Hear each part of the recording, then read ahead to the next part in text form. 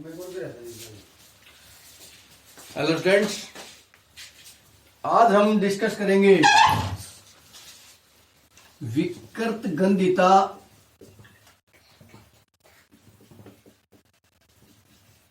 और संचारण के बारे में। संचारण क्या है? विकृत गंधिता और संचारण। पहले विकृत गंधिता। वसायुक्त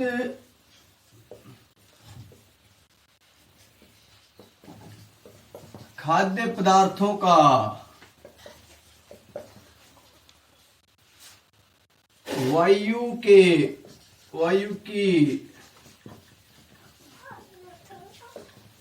ऑक्सीजन के संपर्क में आने पर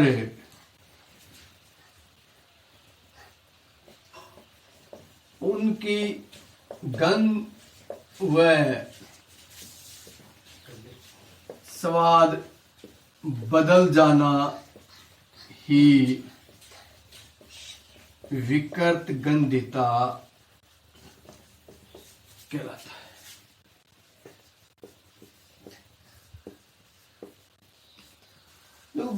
बहुत से खाद्य पदार्थ लंबे समय तक रखे रहने पर अपने आप खराब हो जाते हैं।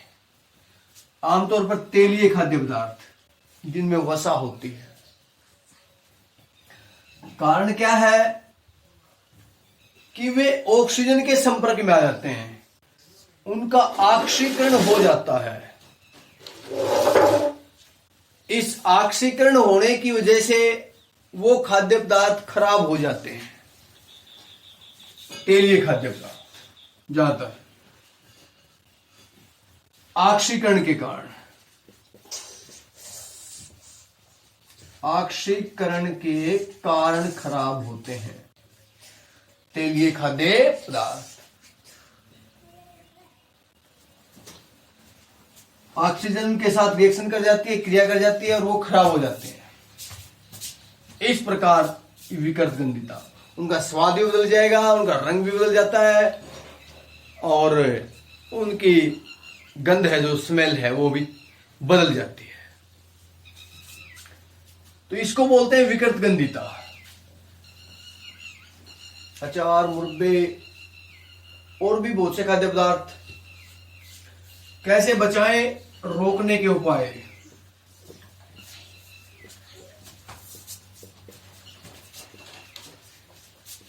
एक तो वायु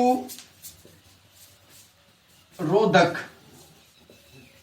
डिब्बों का प्रयोग करें।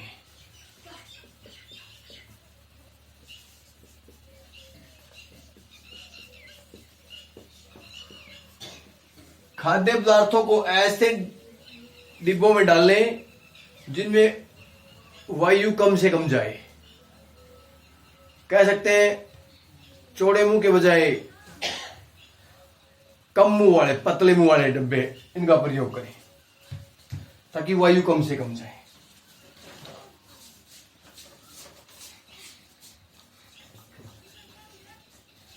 खाद्य पदार्थों की पैकिंग करके पैक कर दें, डिब्बा बंद कर दें, इनको बंद रखें। पैक्ड जो फूड होते हैं वो लंबे समय तक सेफ रहते हैं क्योंकि वायु के संपर्क में नहीं आते।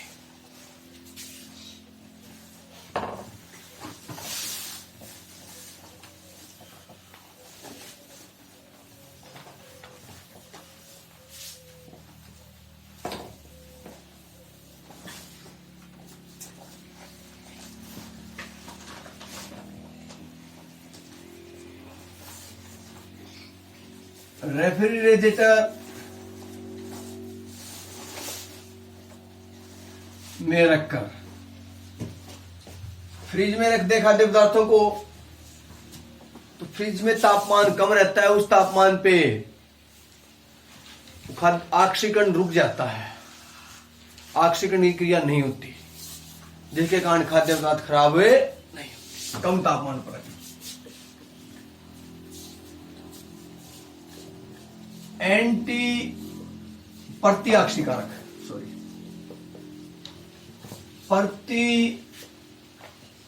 प्रतिऑक्सीकारक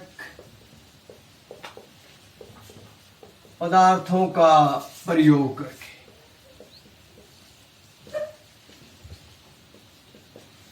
जैसे ब्यूटायरेटेड हाइड्रोक्सी एनिसोल, ब्यूटायरेटेड हाइड्रोक्सी टोलुइन, ये ऐसे पदार्थ हैं जो खाद्य पदार्थों का ऑक्सीकरण नहीं होने देते, ये प्रतिऑक्सीकारक हैं। तो ये डाल दे खाद्य पदार्थों में, मिला दे इनको, तो खाद्य पदार्थों का ऑक्सीकरण नहीं होगा।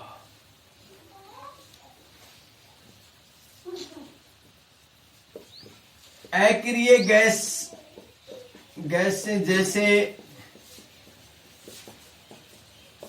नाइट्रोजन, आर्गन आदि का प्रयोग करके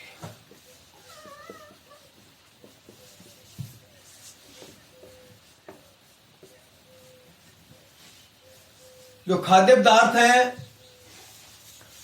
उनमें नाइट्रोजन जैसे अक्रिय गैस भर दें, उसमें रख दें, तो क्रिया नहीं करती हैं, ऑक्सीजन की बजाय वो क्रियाएं नहीं करती हैं, तो वो सुरक्षित रहेंगे। जैसे चिप्स के पैकेट्स वगैरह में, कुरकुरे के पैकेट्स में आपने फल्फी होते हैं, फुले होते हैं, 5 ग्राम 10 ग्राम मुश्किल से चिप्स या कुरकुरे होते हैं, बाकी इनमें वायु भरी होती है, फल्फी होती है। तो उनके अंदर जो भरी होती है वो नाइट्रोजन गैस होती है। नाइट्रोजन गैस अक्रिय होती है, क्रिया नहीं करती है, इसलिए वो वायु के संपर्क में आते नहीं है, सुरक्षित रहते हैं, नहीं तो उनमें वायु बढ़ जाती है, सुरक्षित नहीं रहते। तो ऐसी गैसों का प्रयोग करके भी खाद्य पदार्थों को खराब होने से बचाया जा सकता है, विकृत गंधिता को रोका जा सकता है। इस प्रकार ये उपाय है विकृत गंधिता को रोकने के। अब लास्ट टॉपिक इस लेसन का मेरे हिसाब से लास्ट ये कि यदि बाई चांस कोई बच जाता है तो फिर बीच में रहेगा हो तो फिर बता देंगे आपको। संसारण,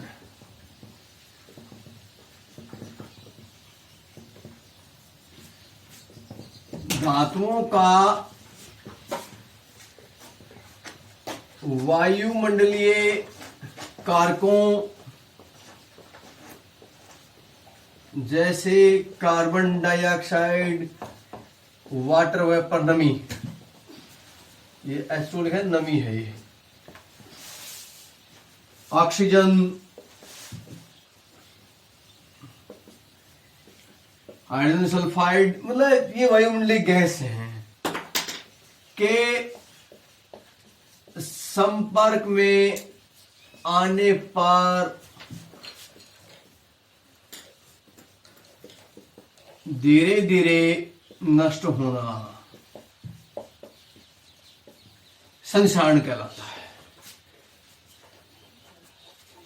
जैसे धातुओं की जो सतह है वो इन वायुमंडलीय कारक, कार्बन डाइऑक्साइड, नमी, ऑक्सीजन, अम्ल, क्षार इत्यादि के संपर्क में आने पर ये उनसे क्रिया कर जाते हैं, क्रिया करने पर उनके ऊपर एक नया पदार्थ बना लेते हैं वो, तो ये धीरे धीरे वो खराब होने लग जाती हैं।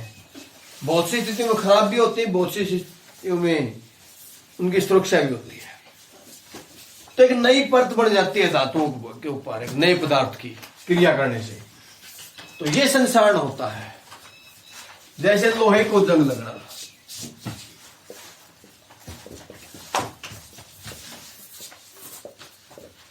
जंग लगना,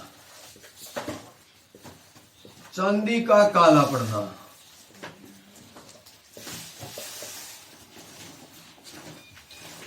कॉपर का हरा रंग होना,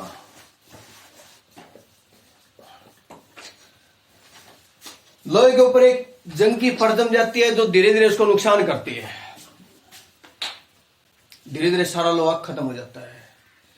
ऑक्सीजन और नमी के संपर्क में आने पर लोहा उस क्रिया कर जाता है और अपने ऊपर एक परत बना लेता है लाल भूरे रंग